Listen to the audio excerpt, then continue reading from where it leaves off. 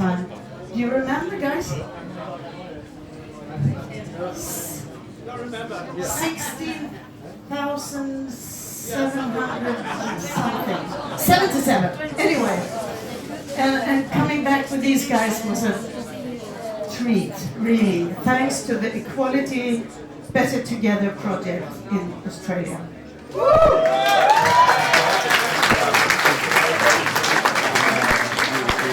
So, my second entrance, I wasn't prepared on the first one. Anyway, it's wonderful, wonderful to be here and to see, I'm here all the time, but you are here, to see you guys here again. And there is so many familiar faces when I look around. I'm the worst person with names, so bear with me, but I remember faces, but no names. Anita, I know you. Anyway, 10 years. That's absolutely crazy. And you know how it is, when something is really fun, it feels like no time has passed. When it's boring, it's forever, and it's, you know. So these 10 years has just swept me away, and together with Caroline and the wonderful staff at the museum, these 10 years has been a walk in the park. Oh, not really, maybe some buckles on the road, but anyway, we have had such a good time. And we are happy that everyone wants to come and celebrate, and to all the people who couldn't come, we send our greetings, and we know you're here in spirit. So I thought maybe we should have a little recap. How many of you were here at the opening? Okay. Don't you guys say oh. No job? No, just joking. I'm happy that you want to come back. It must mean something.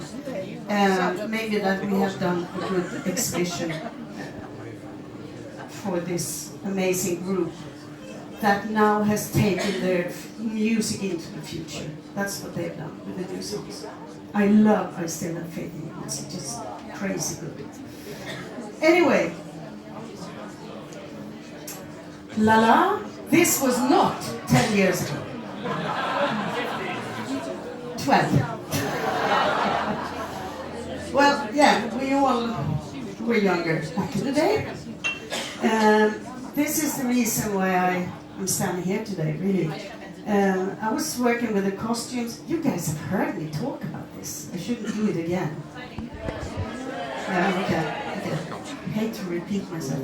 Anyway, Frida asked if I wanted to join them for the tour in Australia in '77 to work with the makeup and costume and hair. And as that was my job at that time, I said yes, because I'm a daredevil. I say yes to everything, nearly everything.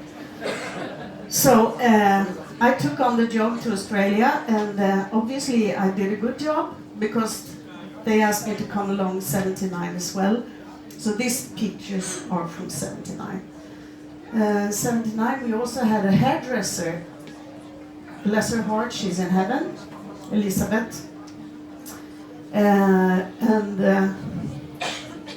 Next. Sipping up, sipping down. That's what I did a lot. Very tight outfits, and we needed help with everything. Very unglamorous it was backstage. It was exactly as it looks down in the dressing room in the museum. I mean, if you guys could see Beyoncé's dressing room tomorrow or next day or whenever it is, that's something else, totally something else. But these were fine with this. This was in the big tour, beginning of the big tours. A big jump to 2012, when we were downstairs. We had raised the walls, and the floor was there, and I was walking around with Björn and Caroline And Matthias Hansson, who then was a fantastic head of the museum. And as I said, now Caroline is, and she's doing a glamorous job, fantastic job. Björn was very interested in whatever we did, and he had opinions, as he always had, about this and that, always into details, as they all are, which is really good for us. So he helped a lot, and you know, he really forced this kitchen to be built, which is kind of a replica of Agneta's kitchen on Lidingö after the divorce.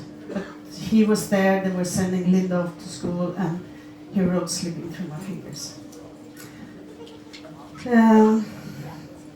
7th of May 2013. Yeah, it was an amazing day. We didn't have this glass house then. It was built after. So that's where we're standing now, where the crowd is. Loreen, you know Loreen? Yeah? She's going to Liverpool for the Eurovision Song Contest. Hope she does well. Björn is also going there. I think I heard someone say that he will be there as well. Not to perform, I hope. Maybe. With Loreen. You know, crazy world. You never know. I mean, that is a fact. That you never know these four persons. They say something, and then suddenly 2 years later they do exactly the opposite. I'm not going to do anything anymore, and then Agneta just makes a new album. And she said, I'm finished with this. Yeah, right. So, saying that, I don't know what's happening in Liverpool. We'll wait and see. Next year, 50 years since Brighton. And this is our little Brighton stage. We are, of course, celebrating that in the house. And we're doing quite a big change in that room. And I hope you can come and see it. It will be nice. The silicone dolls, as I try to mention every time, it's not wax, like Madame Tussauds, it's silicone. And, you know, you've seen it, it's really good. They are looking extremely good, especially Benny. Look into his eyes and it's close to him start talking.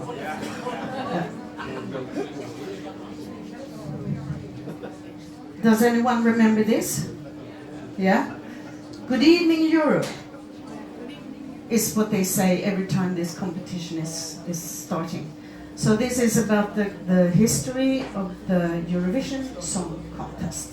And it was quite fun to do this, you know, to go all in colors and lighting and whatever not. Just make it fun and like, you know, like it is, the set design on these competitions. And we had dresses from everything from, I can't even remember. We had so many dresses, outfits. Helena, if she's here, she knows all of this. I don't. But it was a good exhibition.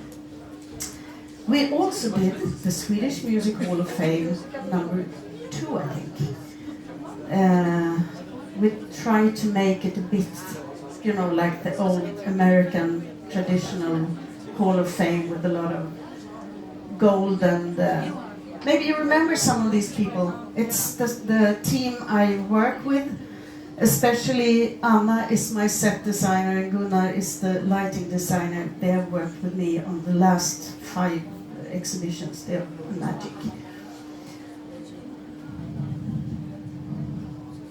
And this is Gröna Lund. Did anyone see it? Yeah? It's, you know, Gröna Lund's big main stage. They have had more or less everyone, all the big artists in the world has played there. Everyone. And they had like millions of photos from these sessions, or from this concert, sorry. And I said, well, we should show them to people. So we did a very nice expose of all the photos, and you can listen to the music and everything. Guitars of the Stars. Klabbe Geijerstam, who was the live sound engineer on the tours with ABBA, he collects guitars. Some collect stamps or ABBA things, or we love people who collect things because then we can do exhibitions about it. That's good. I don't collect anything. Bills maybe. Anyway, it's his collection of guitars, and it's a very nerdy thing. But people loved it, even if they didn't know anything about guitars. They liked to walk around and see the design. And here's my little treat myself. Anyone who can say who this is? No. Dark Ages. It's one of my big idols. Joe Walsh, the guitar player Joe Walsh, Eagles. And it's his guitar I'm holding. It's a big moment for me. He was not sitting by me, unfortunately. I tried to make the photo look that way, but no, didn't work. He's good looking as well. Anyway, Mamma Mia movies. 2 of them, you never know. Again, you never know. Might come another, number 3. I'm not saying anything. No, honestly, I had not heard, but knowing what I know about decisions being made without any hesitation, so I believe there is another movie. What do I know? Anyway, I wanted to make an exhibition about that, about the film, the making of the films. We called it Behind the Movie Magic, which is actually quite a good name. There you could read about the films, where they were made and how they were made, and you could see Meryl Streep's outfit and Pierce Brosnan and Stellan Skarsgård and the whole shebang. And I really liked that exhibition very much. I love the Jeep. The Jeep is still in the museum, but in the main museum now. So what do we have in that one now? Oh, sorry, wrong slide. Wrong slide. This is the post-ABBA exhibition that we made. And that was very obvious that we needed to do it. There were so many years after ABBA decided to take this famous break, 82, till today, quite a long break. So many years, and they did produce so much. It's really, really creative people in so many ways. So here you can see, for those who haven't been here before, if there even is one. Do we have anyone who hasn't been here? Ah, I'm talking to you guys. Oh, wow, amazing. You have chess, one of the absolutely best musicals ever, especially the music.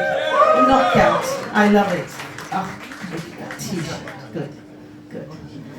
And I had an idea of, I always wanted to be a director, not a film director, but to conductor. Too late, next life.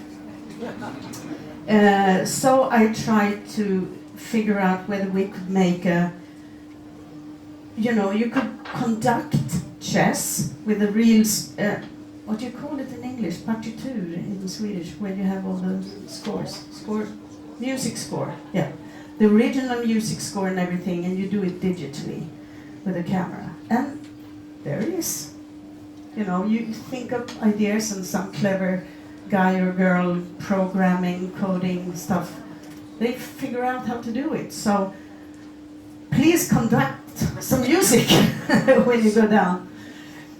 And you have Kristina from Duvemåla, and you have Benny Andersson Orchestra. You can take a swing on the dance floor to the music, and you can see on the 2 pillars we have there everything that Björn and Benny has done since 82. Amazing. And what else do I? Yeah, you can sing with Kalle Moraeus. You know Kalle Moraeus? Yeah. a fun guy. You can sing with him in a little sing booth if you want. It's also very fun film because when you walk in there, he turns around to you and say, "Hi, oh, you want to sing?" It's a good camera reacting on you stepping in there. We also have a new thing that is installed 2 days ago. We call it the Wall of Fans. And that is a tribute to all of you guys for doing what you're doing and being so supportive to ABBA for all these years and also to us. So, I mean, would ABBA even exist without the fans? No. That's very easy. I know Benny thinks that as well. So, here's to you guys. So go and dwell in that little slideshow and look at Brian Harryfield. Are you here? Of course you're here in your beautiful outfit. Amazing. Do you know who Brian Harryfield is? Yeah, you know. Of course you know. You should know. Brian is from the US. As a young guy, he went to a concert in the 79 tour. And he saw 17 concerts. Right? Yeah, he did. And he made a t-shirt that said, "I've been to all concerts," or something like that. I've seen every concert. And Frida picked up on that. And she threw kisses to Brian. And she also took her towel that she had around her neck and threw it at him. And it's down in the museum. And he also got to come in afterwards to take pictures with him and the band. And, you know, appreciation of fans who are there and makes it worthwhile to be on stage. I'm talking for them now. I shouldn't, but I do. So, here's to you, Brian. He donated his whole collection to us, so it's down there. Okay, here we go. You've never seen this. No. This is the ABBA Voyage exhibition. And there is many reasons why we do it. I mean, it would be strange not to do it. But it's also a positive promotion from us to people to go and see it, because I've seen it twice, and the first time I was so focused on looking at the faces and stuff, so I forgot to look at the light and the room and the whole thing and the band. So now when I went back for some months ago, I was standing just in front of the band on the floor, and that was mind-blowing. Really, really bananas, I would say.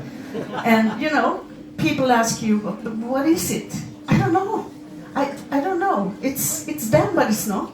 But it is. It is live. It is, really. And I got to go to Filmhuset when they did the motion capture filming with the 4 members. And think about this.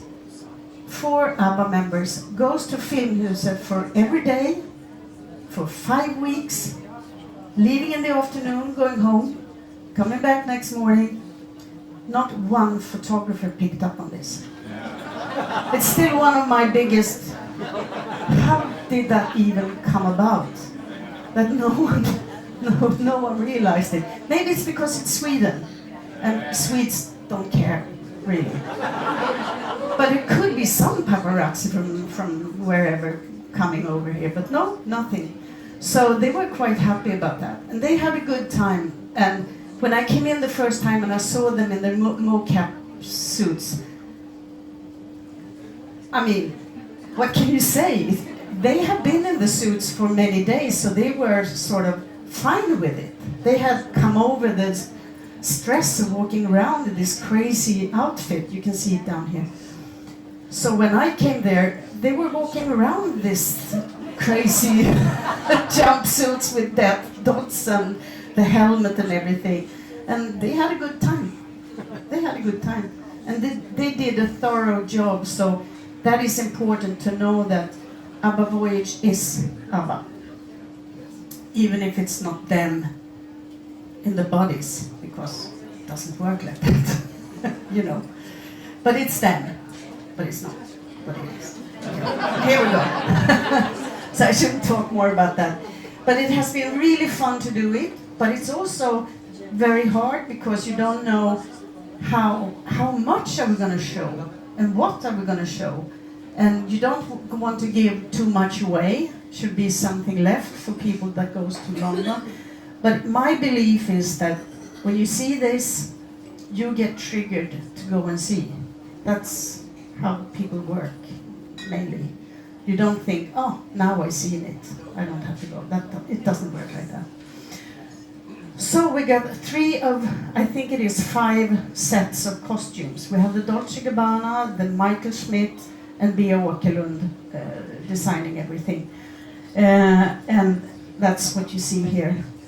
And we have gazillions of alarms and, whatever not, cameras and stuff, because it's such a heavy insurance on these costumes. Gunnar, the guy that you saw in the picture before, my lighting designer, it's not mine, I don't owe him, but it feels like. He has gone all in on this, because ABBA Voyage is lighting, really massive lighting. And he gets to do it in a room that is 129 square meters and 250 ceiling height. So he has done a massive, amazing job. And I'm happy that you get to see it. That is all, my friends. Thank you so very much for listening to me. It's my absolute pleasure to welcome, no one should stand here talk. Everyone should sing instead. But I'm not that good of a singer. So I present to you the choir again.